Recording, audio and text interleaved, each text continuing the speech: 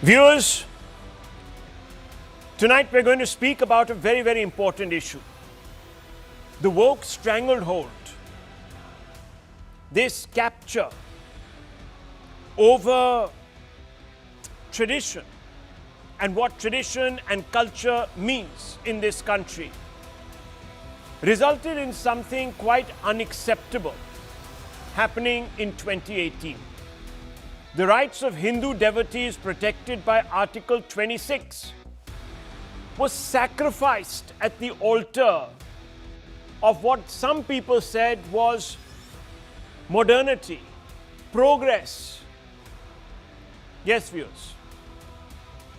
Ensuring gender equality became such a major obsession with an ecosystem that the Supreme Court gave in and happily rode roughshod over the rights of a Hindu deity.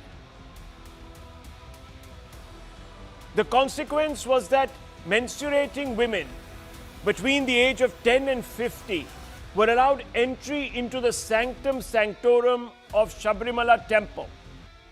Viewers, the access that was granted went against hundreds and thousands years of closely held custom, tradition, which is sacred, viewers, to some Hindu devotees. Naturally, viewers, the verdict led to an outcry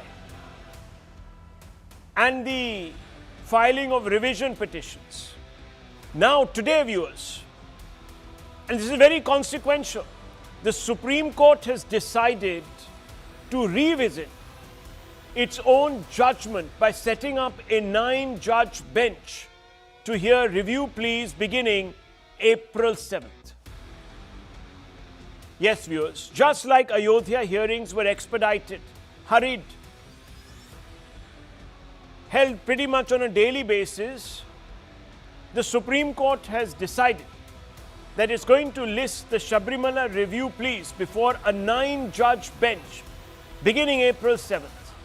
So in about a month and 10 days, viewers. So viewers, between the 7th and the 9th of April, the arguments of the supporters of that earlier verdict will be reviewed. April 14 to 16, the opposing side will argue, and the rejoinder will be sought on April 21st. The Supreme Court hearing is likely to conclude on April 22nd. Now, viewers, is this going to be a constitutional course correction or a reaffirmation of that 2018 ruling? And let me tell you a little bit about that ruling. The 2018 majority ruling held that the exclusion of women violated fundamental rights and that Ayyappa devotees did not constitute a separate religious denomination. The custom, the court said, was not an essential religious practice. In dissent, Justice Indu Malhotra warned that courts must tread carefully in matters of faith and intervene only when practices are oppressive or amount to social evils. And why did, viewers, Indu Malhotra say this? She said this because in every other temple dedicated to Ayyappa, devotees of both sexes are allowed. It is only in this one particular temple in Sabarimala that women are not allowed, and I'll come to that. And I'll tell you why. The 5-judge bench ruled that the ban on women entry into Sabarimala was unconstitutional. The Supreme Court went on to say that the exclusion of women violates fundamental rights of the aged between 10 to 50. And it said the Ayyappa devotees are not a separate religious denomination and that these people had no right to hold on to their customs.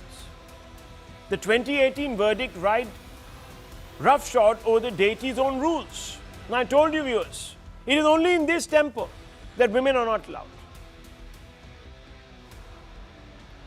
Lord Ayyappa is worshipped as a Nashtika Brahmachari or eternal celibate here. Devotees believe the presence of women of reproductive age would contradict the deity's vow of celibacy. Restriction is linked to preserving the unique character of the deity. Devotees say the practice is an essential religious observance specific to this temple. And male devotees undertake 41-day penance involving celibacy and abstinence before visiting the shrine. One of the reasons is because the temple's environment is structured around the vow of celibacy and spiritual discipline. And temple authorities argue that practices are protected religious freedom under Article 26. The question is simple. If you're invited to someone's house, shouldn't their house rules prevail? And if not, then shouldn't other faiths be also forced to give primacy to gender equality? Should that not be uniform then? Why, after all, should only Hindus be singled out? Viewers, in our country, mosques follow gender segregation during prayer. In some mosques, women are not allowed in main prayer halls. Women are not allowed to lead prayers in mosques. Do you ever hear people lining up and saying, no, there has to be equality, gender equality, and all these functions should now be open to women? And imagine, viewers, if someone tried to do that, what would happen? The courts would jump in and they would say, no, we have to protect religious freedom, practice, etc. under Article 26.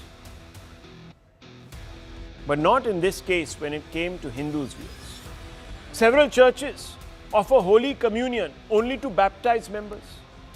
Why should that be the case? Why should there be discrimination? In synagogues, gender separation is strictly observed during prayer service. Men and women sit separately, sometimes divided by a partition. In Orthodox synagogues, only men can lead prayers or read from the Torah. In Parsi Agyaris, viewers, people from different faith are not allowed. Women cannot lead prayers. Now the questions return. Are deity rights and denominational autonomy protected under Article 26? If they are so, then why were they ruled in the exception in the Sabarimala case? And can constitutional morality override centuries-old customs tied to Lord Ayyappa's vow as a Nashtika brahmachari? And where does the court draw the line when other faiths also maintain gender-based or membership-based distinctions in worship, viewers? Let's open these questions out. We're going to have a very tight debate tonight, viewers. We're going to ask some fundamental questions. I want to begin first with the lawyer on the panel. And I'm joined by Sushiben Shah. Now, ma'am, I want to ask you this question. Exceptions have been made. Why should that be the case? Why is it only that in this particular avatar do people have a problem? Don't we all have rights under Article 26? Why shouldn't they be protected? A very good evening to you all, and especially to our viewers. And Rahul, always pleasure to be on your show. Now, you see, Article 14, as you write, is right to equality, has to be read very closely with Article 25 and 26. Article 25, simply put, gives us a right to pray, and Article 26 gives us right how to pray and where to pray. Now, the constitutional writers who wrote the constitution in their wisdom realized that at each temple is a separate legal entity, and they have the rights to frame the rules, which is guided by their faith, by the culture. Because as you know, Hindus, the Hindi mythology or the entire Hindu mythology takes women as three Shakti. So according to me, in Sabarimala, the discussion should not be on gender. It should be on the faith and what right each authority has to interfere in the denomination of each temple. I think the issue is just limited to that. So therefore, Article 25 and 26 should not be altered, should be accepted in the manner which is based on culture and faith, and should be respected. So whether we should not go on gender, but I think we should go on what is the culture, what is the faith of a particular community, of a particular state or particular deity. Here, Lord Ayyappa, and it is believed in this temple, which is accepted as a matter of religious practice, as a cultural practice by one and all, and therefore in the wisdom of things it should be accepted. Now the review petition are going to be heard, and I do believe that there a line will be drawn, whether the authorities, whether it be the Supreme Court, whether it be the state, how much and when can they interfere in the religious independence of each temple and the rules made by them. So you are in favor of revisiting the 2018 verdict Yes. and overturning it. That's what you're saying. Now, overturning it should be discussed, debated, and everyone should No, have a why? right. I mean, what do you mean discussed, debated? Shouldn't it be overturned? I'm asking you a simple question, ma'am. That's what's up for review. No, not it a should be debate now. overturned We are not if had that is time the for case. debate is over. So I'm asking you to take a it is- position if- tonight. If that is the faith, if that is the cultural practice based on religion, based on people's faith, it should be respected and required overturned. Nice. Okay. Brinda Adige, where do you come in on this?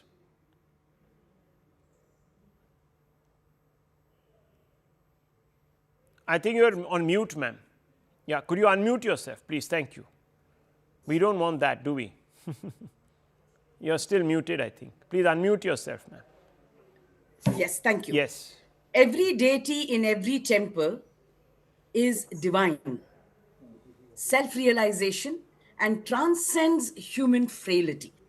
The narrative and the argument that we are having here, vis-a-vis whatever arguments you threw about other religions, is the biology restriction. Women are not restricted totally. Every girl below the age of 10 and a woman above the age of 50 can enter the Sabarimala temple. The biology over here is this woman, a menstruating woman, poses temptation. Now, this is a divine deity, transcends human frailty. So the question here is a woman's faith less than a man's? Is that woman going into the temple not going with the same faith and reverence like every other man? Is the woman unable or incapable of making those same penance and rigors? Are you saying that the biology restricts her and that is why we want women not to go in over there? How can a mortal woman pose any kind of threat or temptation to this divine deity? Again, I want to press over here, transcending every human frailty. Are you not doubting the deity? You may have all kinds of arguments. For me, from a women's rights perspective, I'm just saying that the people are using all kinds of arguments so that men can continue to have custodianship of that temple and not allow a single woman to come in over there, even the ones below 10 and above 50. So question here we want to ask is, constitutionally, can you segregate based on biology? I am not questioning anything else about the deity. For me, I look at a man, a woman, and a child going there with the same faith, reverence, adoration, and that devotee, no devotee can be bigger or smaller than you But or ma'am, me. we routinely segregate on the basis of biology, isn't it? No. The segregation here is only menstruating women. Absolutely not. So the menstruating women, Madam pointed out, Nari Shakti, that Nari Shakti is the menstruation. Yeah, that menstruation is considered impure. So let's look at and use those words that have come out again and again. Okay. One clarification. This Okay, so one impurity second. is Let me bring what is in. being challenged. Okay. One second. One second. The Rahul, limited you should- one point second. here is that Hindu No, one religion- second, Sushi Ben, please. No, no, There are gender. others. Now let others See, also it's not a speak. gender, it's not culture, Madam, one faith. second, please. Lower a fader. Limited There are point. other people also here who fought this battle for a very long time. Padma Pillai has been around. She led this fight for the devotees. We've had Rahul Ishwar, who is intensely involved with this, has been one of the petitioners. So let's get some of the other side in, and I'll come to you, Susi Ben, and I'm not running away from anybody. And Mr. Aiyar Mitra is there also to give us a perspective on this. This is an important debate, viewers. Padma Pillai, first to you. How do you respond to Brinda Adige?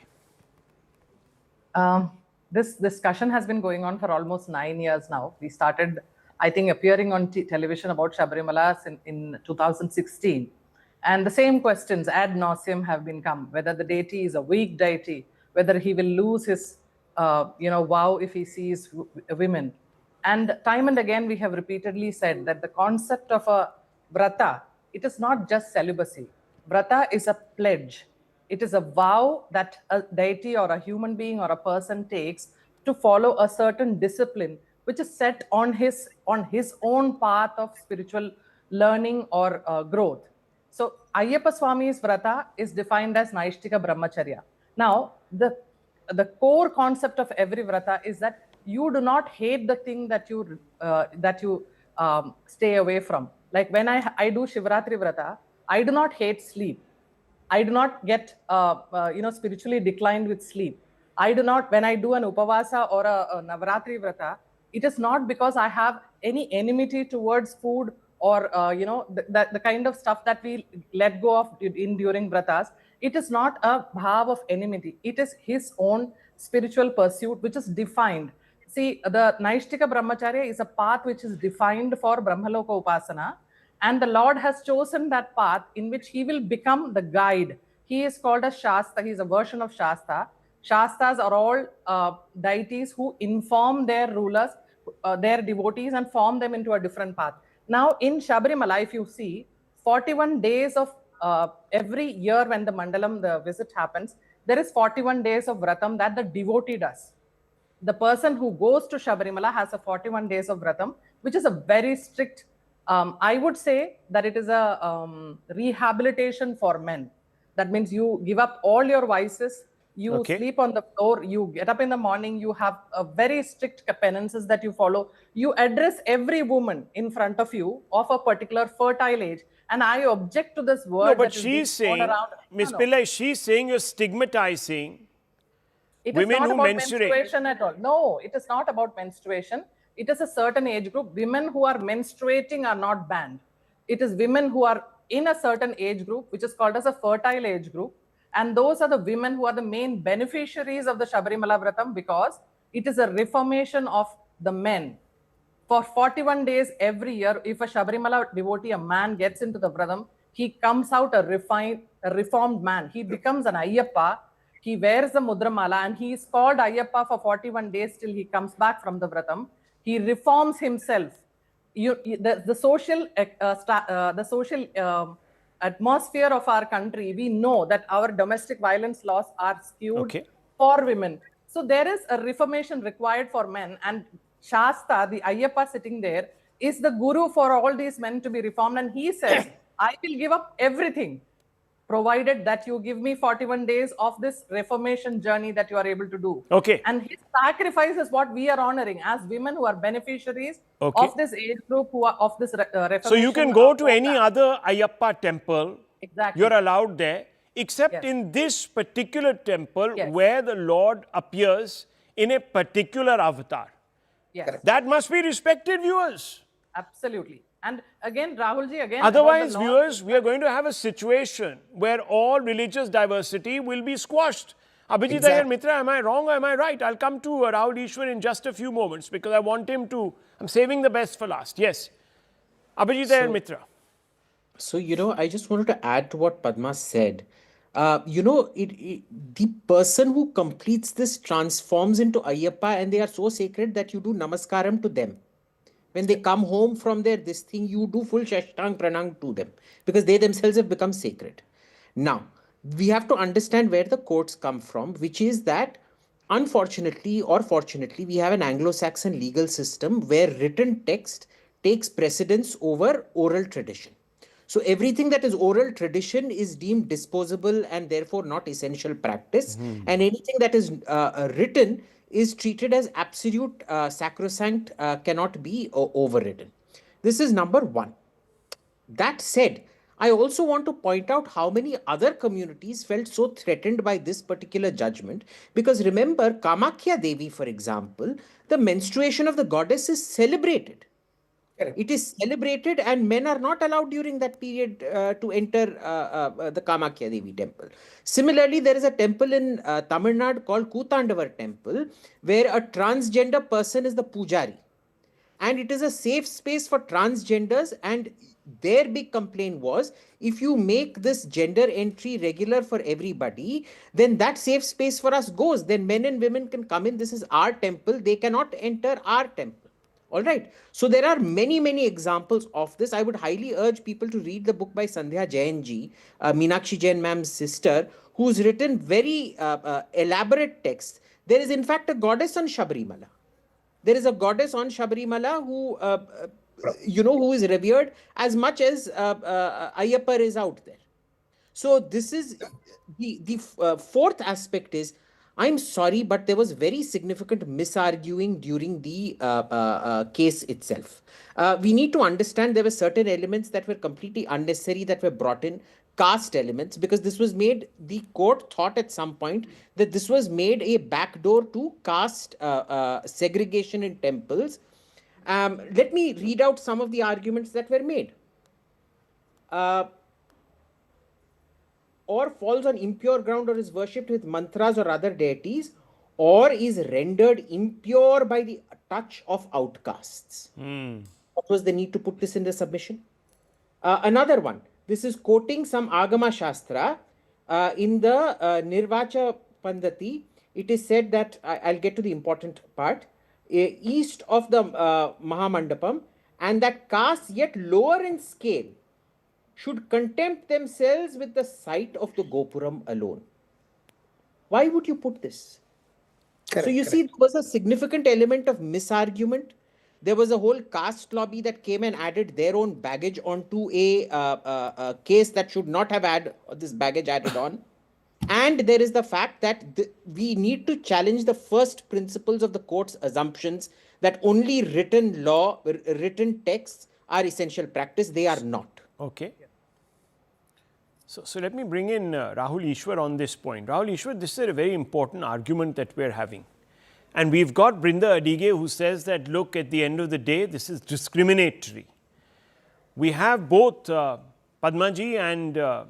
Aiyar Mitra who've given us examples now where exceptions are made and why they've been made. How do you know that your plea is going to be accepted when the previous one, the case, was lost by 4:1? Now it's a 9-judge bench. Rahul Shivshankarji, to put things in context, this is my grandmother. She was 82 and she was the first person to be arrested in Sabarimala protest. Second was my mother. They were all women itself. And it was our tribal mothers who took the courage to stop some of the woke people were coming there. And our tribal mothers stopped these people physically too and said, we won't allow any kind of desecration. Perhaps in the 75 years of our independent journey, after post-independence, one of the greatest victories for Hindus was in Sabarimala when we united, and we also were supported by people of other community brothers also, where we could win this because we are arguing for something very sane. What are we arguing? First point, lakhs of women visit Sabarimala every year. There is only an age regulation.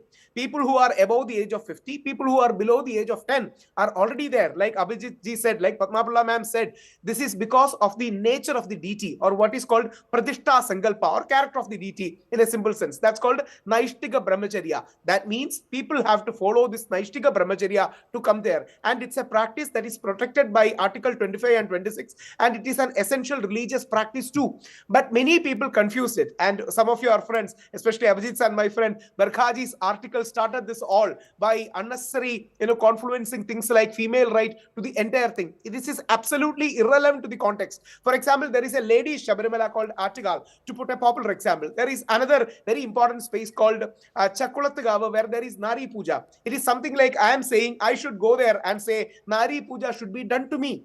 See, this is not discrimination, but differentiation, which is absolutely acceptable under Indian standards, because the puja pathadis, the tantric rituals, the agamas have this differentiation ingrained. But many people didn't understand the nuance, and they missed the whole point. They unnecessarily saw this as some kind of an Article 14 battle, where it is actually an Article 25-26 battle, where this practice is legitimized. And please remember one more thing, 1991, Kerala High Court, S. Mahendran versus Travancore Devasam Board says something very important. Sabarimala for centuries didn't have any casteism problem. Sabarimala for centuries accepted people from all caste and communities. And Honorable High Court pointed out that yes, casteism was a scourge and curse of Hindu community. But in Sabarimala for centuries altogether, there was no casteism and Hindus were united and all the communities were welcomed here. And many people are defaming such a temple that is standing the test of centuries because Ayyappa created a new system like that where he was very inclusive, pluralistic. He included everyone. But at the same point of time, he had a Naishtika Brahmacharya vow. So without understanding the context, many people are bringing in their extreme feminist woke agenda and trying to implement in Sabarimala. And some people, and one more thing, we survived the onslaught by the left government too. The left government led by Sri Pinarayi Vijayan was hell-bent, and during the course of the night when nobody is noticing, the police under the Pinarayi Vijayan even smuggled 2 women inside by saying that they were transgenders. They were cheating devotees like this, and thousands of cases were filed. We are still fighting those cases. Thousands of cases were filed against Ayyappa devotees. That's how Hindu community woke up in Kerala and we decided to protest and we won. Brinda So Dige, that's the context to it. quick response from you, ma'am.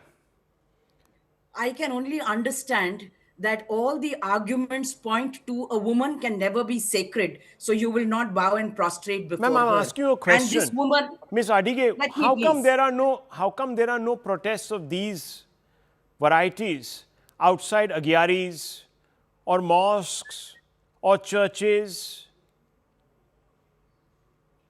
that is a question you want to ask Christian women and No, why? Islam. We should who ask follow women. No, Islam. are we now being Here the segregated? No, entire hang issue on. cropped up There were because Muslim Hindu women who were are entering. asking. No, 1 second, ma'am. There were Muslim women who were entering Sabarimala. Then no one said, oh, go and ask why are Muslim women entering Sabarimala? What right do they have? They were people from that community, from the Muslim community who were there campaigning to enter Sabarimala. Now, I know that doors are open for everybody. No one said, oh, who are you coming here and giving us a gyan when you are Muslims? Who are you? No, no one said that. Everyone banded under gender. So, I'm sorry, I have to ask you because the law can't be blind selectively, can it? No, never. The law dare not be blind at all. Well, it is. Selectively or otherwise. Well, it is.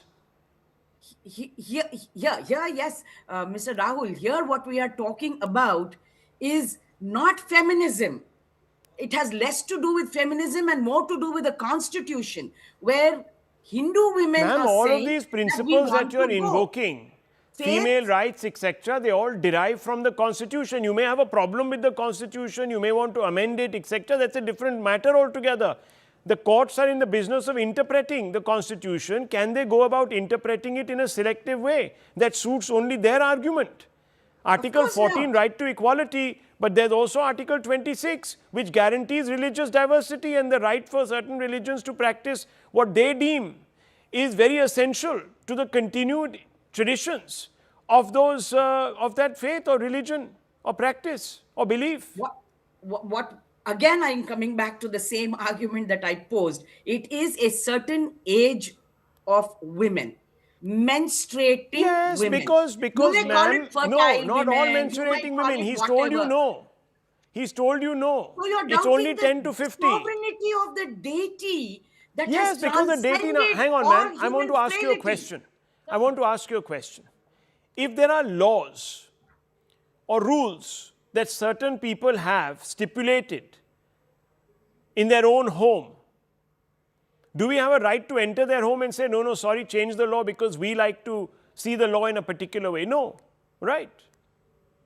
Does this temple fall within the purview of public? Ma'am, is No, a that's not. deity That's a not. living person, yes or no? And No, this has it been does not. established The by the temple- That is constitution correct. We and believe, by the law, we believe by the it courts. It is a No, living I'm entity. sorry. We Okay, believe, a no? deity is a We living believe. entity, but the deity is not entitled, therefore, to have his or her views. No, the custodians of the deity have other views. No, what? See, the narrative deity is the itself custodians is of in the a deity. particular avatar, ma'am. May I Again, come in Rahul. here? I think she is under the I just want to say one second. information No, I'm that not the under temple is any a public place. misunderstanding. Much is I possible, No, the understand temple it is very not a well. public It place, is the ma'am. custodians of Temple the is not a patriarchal public place. custodians, It is male not a who do public not place. want to allow a menstruating woman to enter. Brindaji, it's not about Not a Temple public is place. not a public place. The temple And in is not a religion, public place. The respect temple is a Temple is private deity's abode. home. The No, no. private Temple abode is and the deity's religious home. Ji, Deity's in abode. the Hindu thought and a Hindu religion, menstruation is regarded as sacred, not impure. So it is not about menstruation. It is about Ayyappa and the Vrat, that which is a celibate deity should be respected. So here there is nothing about menstruation, gender equality. It is the worship, the Vrat We're followed on a by very slippery the slope. deity, Let me the tell you, faith. viewers. So let's Very not slippery slope. it's The courts That constantly, breath the is courts what we are constantly talking about. ride We roughshod Transcended. over Mensuration. over Hindu. No, The respect hang on, is hang on. culture, Over Hindu tradition, belief, religion. viewers. Constantly, reform is only pushed through one particular faith, etc., which is the most open faith, most accepting, tolerant, universal faith. And the reason for that is because temples are managed by governments, by Well, there you go. controlled by Anyhow, bodies the of point government is, called viewers, Devasams and others. something has to give. And it has to give in court, because Hindus are not the type of people who take the law into their own hands. So the court now has a great opportunity, 9-judge bench, to review its own follies and make amends. Nobody has the right April, to take viewers, law will in be their looking hands. very closely at the functioning of the court. Let's move on, because, viewers, we are speaking now about an important issue. Apparently, the Congress party, viewers, is seeing some really bad days, or must be. Even a has-been like Shankar Aiyar has the temerity now to call out the Congress party's high command and get away with it. It's not respect for democracy that keeps the Congress from expelling Shankar Aiyar, but the lack of moral authority. Only when you know you're absolutely right can you act against somebody, viewers. How, after all, can anyone silence the voice of undiluted honesty? Listen in to what Shankar Aiyar has been saying. He says he has very little faith in the Congress party as it stands and as it is governed by the Rahulian consensus or the Rahulian model. He believes in the Rajivian model, which he says the communists in this country are upholding. And therefore, Mr. Aiyar believes that the left should win in Kerala, even though he's a congressman and even though he wouldn't like that. He still says that he would like to see the left win because they are actually following Congress Dharma as laid down by Rajiv Gandhi. In Bengal, viewers, Mamata Banerjee's party, the TMC, is busy retweeting and reposting articles that were written championing the cause of Mamata Banerjee to be the Prime Minister and the leader of the opposition bloc. In Assam, there's a leadership crisis in Congress, with former Assam Congress chief Bhupen Bora deciding to quit the party. Down in the south, another ally, in Tamil Nadu, Stalin, Chief Minister of Tamil Nadu, DMK boss, says no power sharing in the state with the Congress, take it or leave it. But it's Shankar Aiyar who has captured the imagination above all these others. Because Shankar Aiyar might be a bit player in the Congress, but that doesn't mean that his assessment is faulty. And that bitter truth, even if the Congress tries, cannot be denied. When Aiyar says that the hallowed Congress decision-making system, which was consensus-driven, has been reduced to a Rahulian forum for fawning yes men, merely nodding along with the chosen scion of the party as he lurches from one half-baked idea to the next. Now, viewers, the Congress can't really find fault with Mr. Aiyar. They can say that he doesn't matter, that we don't know who Aiyar is, as they have said. Because after all, with what intellectual muscle, like the K.C. Venugopals of the world and tattoos, his word, not my word, viewers, tattoos are donkeys really. He's saying, how can K.C. Venugopals and tattoos like Pavan Verma of the world hold their own against Rahul Gandhi's half-baked opinion? In fact, Aiyar believes that the left in Kerala is doing a better job of upholding what he refers to as the Rajivian model that he served, that he empathizes with. Listen in. This government they think that they are a Marxist government. They're actually a Rajivian government. They are better implementing Rajiv Gandhi's 64th Amendment and Shankar Aiyar's 73rd Amendment as the intellectual legatee of Rajiv Gandhi after his assassination. So, why shouldn't I want to see them in power? Personally, you are a part of Congress or not right now? I don't know. You tell me that Pawan Khera has announced that I'm expelled. Well, let me tell you that today I'm expelling Pawan Khera from my life. And it is for Rahul Gandhi or Sonia Gandhi or Mallikarjun Kharge to throw me out of the party. I don't think Pawan Khera can do it. Why you are targeting K.C. Venugopal? Because he is the worst organizing secretary the Congress party has ever had. He's a rowdy. He's a rowdy. These are very close associates of Rahul Gandhi. And Aiyar isn't alone in criticizing the Congress and its leadership in Bengal. There is open chatter about Mamata Banerjee as a national alternative. The TMC is busy posting articles that were written by Mr. Sanjay Baru, a former journalist, or a current serving journalist, or what have you, but former advisor rather, to the Prime Minister, Dr. Manmohan Singh. In Tamil Nadu, M.K. Stalin ruled out power sharing. In Assam leadership, questions persist. This is not just dissent, it signals erosion. The Congress may dismiss Aiyar as yesterday's man, but the question he raises echo far beyond his one voice, as it is clear from the others who are raising these questions. He's calling people like K.C. Venugopal and others tattoos and rowdies, etc., etc. Mr. Poonawalla, what is going on in the Congress party? And the Congress party obviously has no answers to give because somewhere, maybe, I don't know, he appears to be right because there are others echoing him. Thank you, Rahul. Thank you so much for having me on the show. I often say this. Shankar Aiyar is the national level Sanjay Raut, and Sanjay Raut is the Shankar Aiyar of Maharashtra state Sanju comes from. But today, Rahul, let me give in to you. And I heard your introduction. You said maybe the assessment is faulty of the Congress and Sanjay Raut, Shankar Aiyar, Freudian slip. Shankar Aiyar is speaking the truth. If he's speaking so much of the truth, and my friend Sanju is smiling, do you accept all his truths about the other things that he said, including about the Honorable Prime Minister? And now you've known me, Abhijit's known me. I've always called this snake out, Shankar Aiyar. But let me just tell you one thing about Shankar Aiyar. Congress should send him a bouquet of flowers because every time Shankar Aiyar opens his mouth and he makes a prediction, the opposite happens. So now that he's predicting that under the leadership of Priyanka Gandhi Vadra, Congress will lose Kerala, Congress should send him a bouquet of flowers because Priyanka Gandhi Vadra is the MP from there, Congress is going to sweep. One last thing about Shankar Aiyar.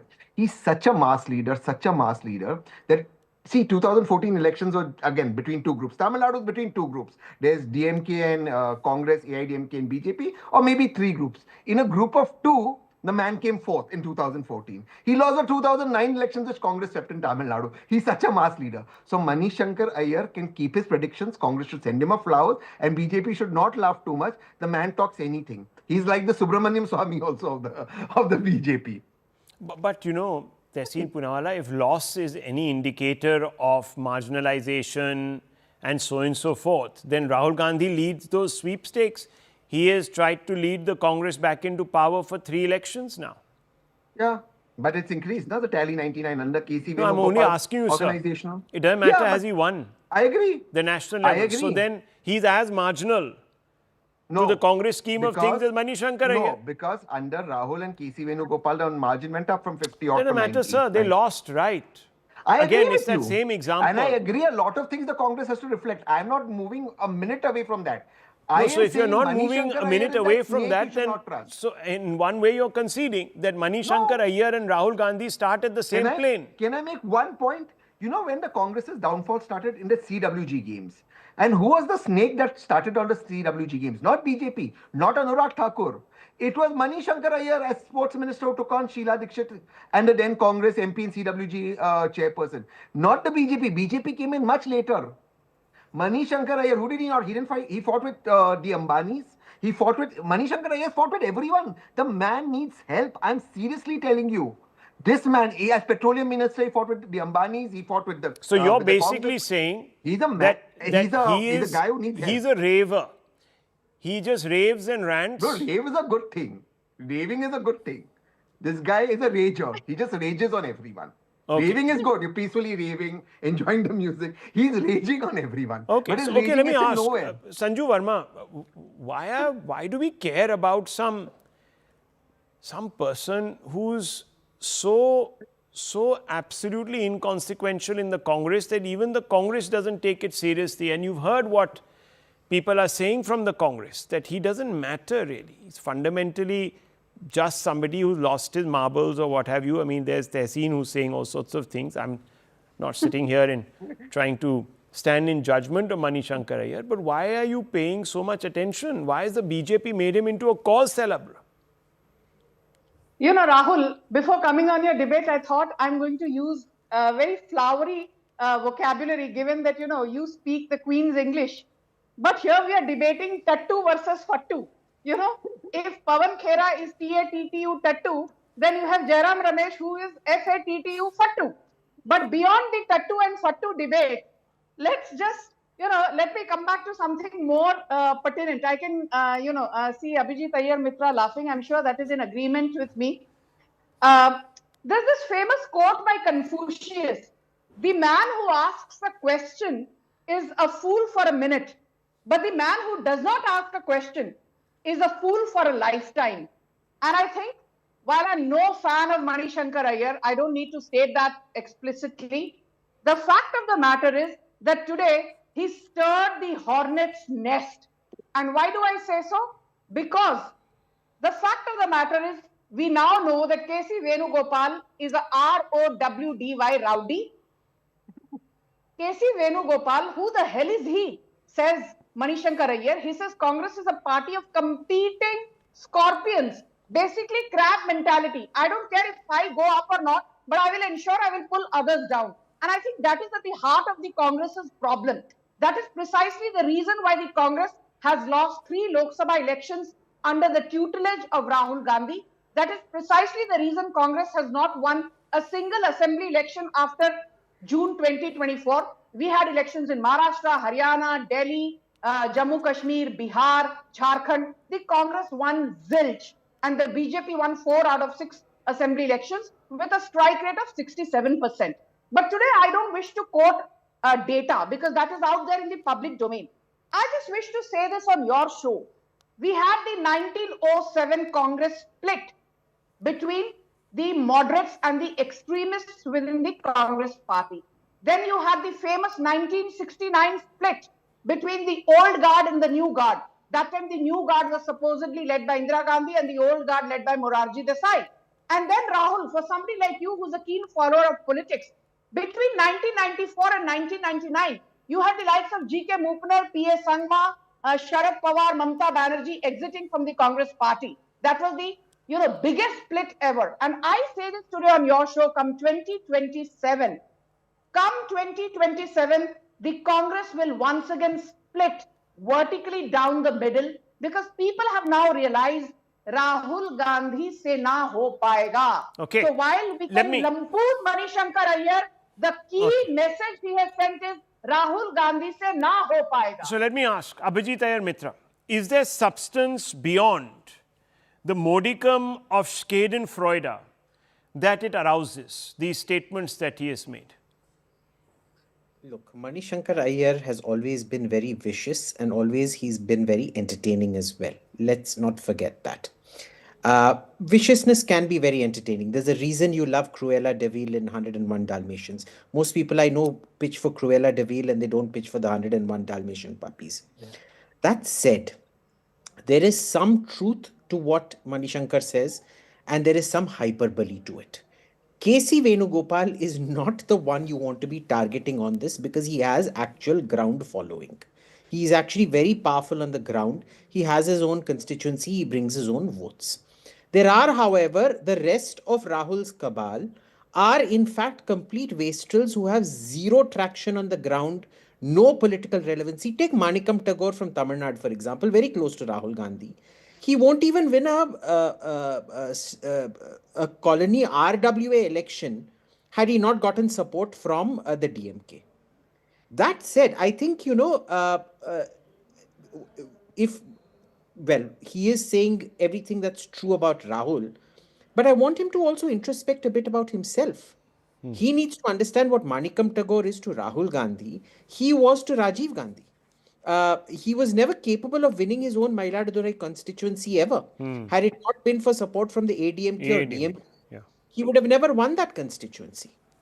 What did he ever bring? I mean, he got sacked from the petroleum ministry because he was trying to, usurp some powers of the foreign ministry, and that crossed a line under Manmohan Singh, and he got sacked.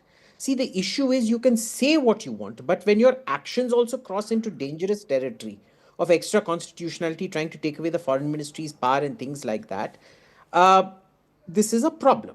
Now, the larger question here is the Congress has a very, very severe human resources management problem. Modi might have sidelined many, many people, but he never shows disrespect to them. He goes to them on their birthdays, he'll touch their feet, the elder leaders, and he will always keep them in good humor. What did it take for anybody in the Congress to manage Manishankar Aiyar, massage his ego, go there, talk to him, treat him like a veteran leader, which he is in the party? For all his faults, he was a veteran leader in your party. It reflects very badly on the Congress's personal management skills that you keep losing all your big leaders one after the other to the BJP or some regional party. Okay. And even what is left, you're not willing to learn your lessons and manage them properly. Okay. Sanjeev Srivastava, I'll just come to you, Sanju Verma. I'll just come to you. Sorry, just one last point. We should never say that Manishankar Aiyar is independently vicious. Remember when he made the Chaiwala comment about the Prime Minister, he was applauded by Rahul Gandhi. Rahul Gandhi 2 days later acknowledged him at the party's, national conference, backed him. 100%. Also, why is he punished, whereas other people who are also equally responsible for the Congress losing votes, like Sam Pitroda, keep getting re-entry after re-entry after re-entry after re-entry? There's a point there, Sanjeev ji. I just 1 second, Sanju Verma. I'll just bring you in. Just let Sanjeev ji also just weigh in. Look, Mr. Aiyar is not alone. In all fairness to him, no one's a fan. And perhaps there's a certain bumptious element to him. He's probably a bit arrogant, perhaps thinks that even now he's a somebody and, entitled to feel that way. But the fact is that he's not alone, Sanjeev ji. There are others who are also raising questions about A, leadership of the Congress, and B, the Congress party's high command and the people that are today populating it. So this is not a conversation we're having in isolation. If I were just to take a leaf out of Sanjay Baru's book, you have that clearly. So, Rahul, there are two things, frankly. One is the problems which beset Congress party. Its lack of its organizational health, like Abhijit said, the lack of its man management or personnel skills, or the overall issues why they keep losing elections, like Sanju said, since mid 24, no assembly election has been won. So that's a separate set of issues. And I think nobody in their right mind will disagree that Congress needs some serious heavy lifting from inside to play a more relevant role, let's say, in Indian political space.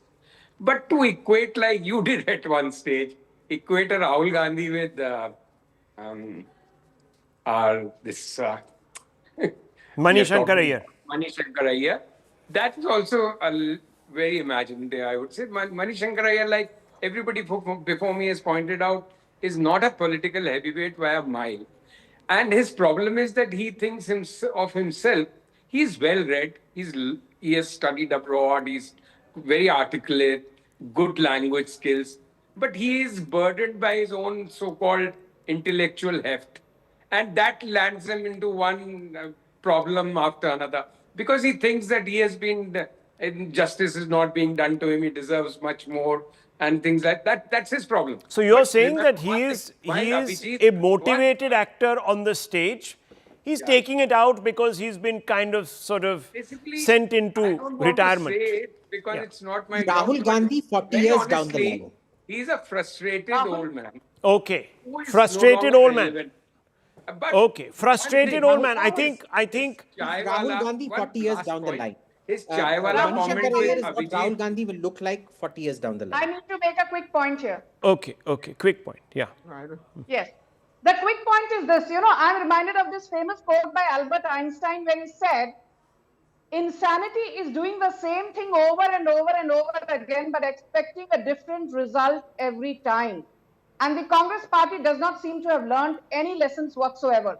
They continue with the same old product, a product called Rahul Gandhi, which is well past its expiry date, but they expect a different result, in brackets victory, every time. Whereas what they get is a debilitating loss. And I just want to say one very important thing here. But JP Nadda has repeatedly said, Congress के पास न नीति है, न नियत है, न नेतृत्व है. You don't have a policy. You don't well, have I mean, a I don't leadership expect the intent. BJP. Yeah, okay. So, I mean, it's a bit unfair. No, Rahul, you are interrupting me. Can I just finish, please? And I want to end by saying one thing what Hardik Patel said. Hardik Patel said, Congress में यदि आप 300 kilometre जाओगे राहुल गांधी के लिए chicken sandwich खरीदने आपको promotion मिलेगी Okay. But जमीनी कार्यकर्ता यदि काम करेगा राहुल गांधी के लिए उसके पास कोई वक्त नहीं है. Okay, very This quickly. sums up the ecosystem. Fair enough. The Darbari ecosystem. Quick one. Tehseen Punala. Quick one, and I want to move on. Let me just give you the data. In 2009, when Congress swept the elections, including Tamil Nadu, Mani Shankar Aiyar lost. But let me say something more. Today, I think everyone will agree with me on this panel, if KC Venugopal offers Mani Shankar a Rajya Sabha today, this same Mani Shankar Aiyar who's calling KC Venugopal names will come and start singing praises of KC Venugopal. Right. He calls himself a Rajivian. Look at the language he used for the late Prime Minister on a YouTuber's channel. That's true. Mani Shankar Aiyar is nobody's. ये खुद का नहीं है. ये raw RWA के election जीतना बहुत दूर की बात है. ये अपने बिल्डिंग के अंदर अपने अपार्टमेंट में इलेक्शन नहीं जीत पाएगा. Okay, well, But this viewers, is the same no Mani one Shankar doubts, Aiyar no you one doubts applauded.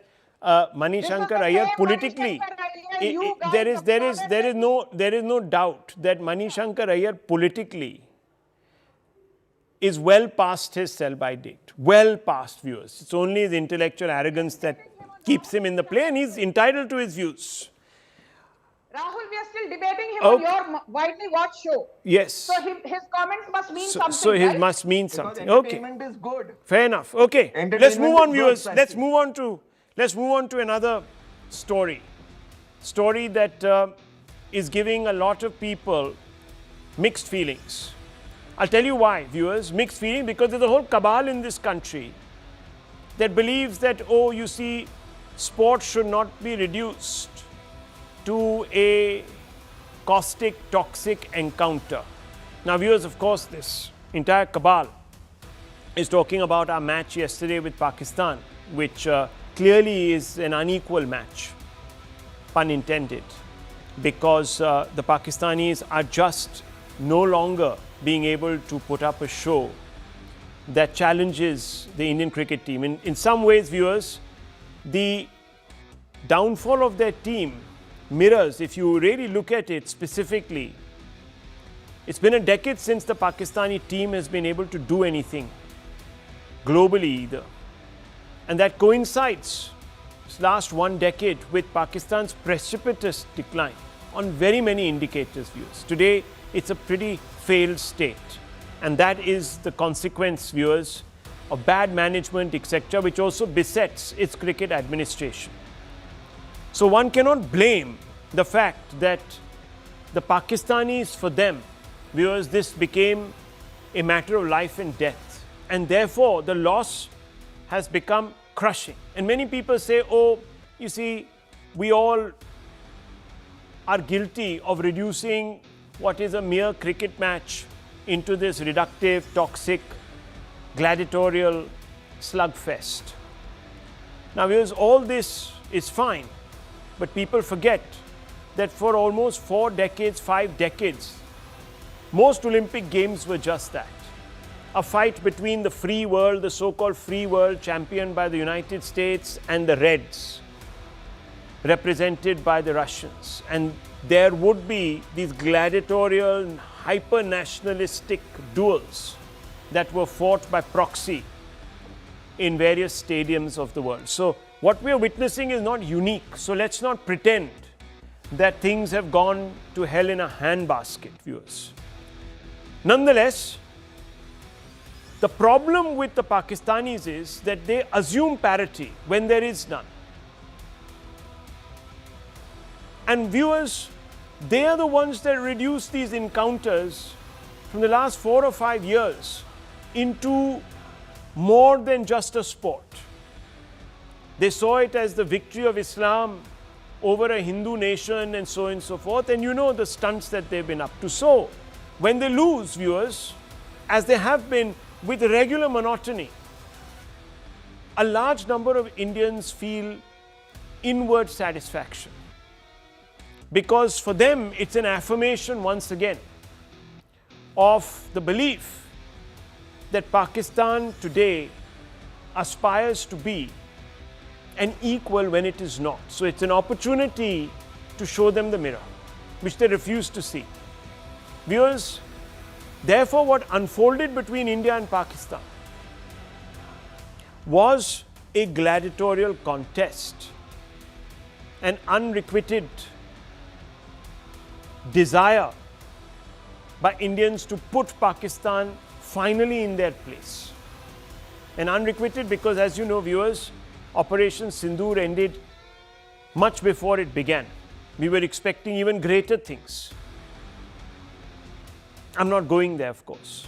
So that's why many Indians today are in some ways inwardly happy to see how Pakistan is writhing. There's been a meltdown, a complete meltdown. And I want you to listen to some of this, viewers, because this is Pakistan telling Pakistan that it's not good enough. What better outcome? Not only have we defeated them in a match, but we've broken their morale. Listen to this.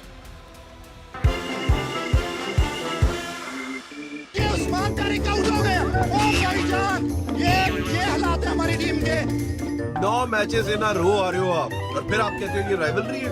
Match से पहले आपने इतनी बातें की है, इससे बेहतर था आप लोग बॉयकॉट रहते। वो स्लोगन नहीं है, वो स्लोगन नहीं है, मुझे भाई केक का क्या करना है, केक का नहीं, ये करना है। जहाँ हमारी एक्सपेक्टेशन होती है कि इस टीम के खिलाफ ये अच्छा परफॉर्म करेंगे, इतने सीनियर प्लेयर्स, अगर वहाँ सीनियर नहीं करके दे रहे आपको, तो वो जो जूनियर बाहर बैठे उनको खिलाएं फिर। ईशान किशन ने क्या किया यार, उसी से कुछ थोड़ा सीख लेना था।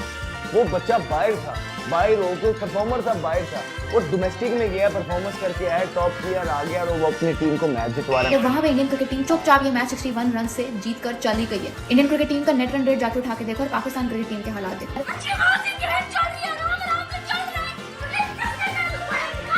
पता नहीं इसने क्या किया, बाहर निकला क्यों है ये, तू इतना बाहर था। इस तरह की परफॉर्मेंस रहेगी तो मेरा नहीं ख्याल इंडिया से हम कभी भी जीत सकते हैं। सही है, इंडिया की वर्किंग, इंडिया का होमवर्क हमेशा बहुत अच्छा होता है।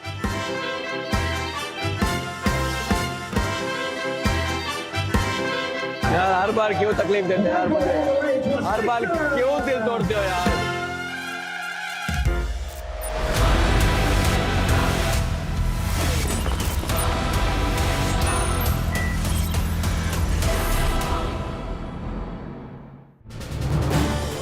This is News 18 Network.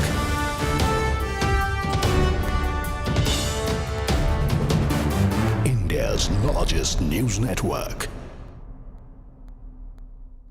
Sorry, I'll have to quickly cut across to Prime Minister Modi's live visuals coming in from Bharat Mandapam. This is Prime Minister is all set to now inaugurate the AI Impact Summit 2026, which India is playing.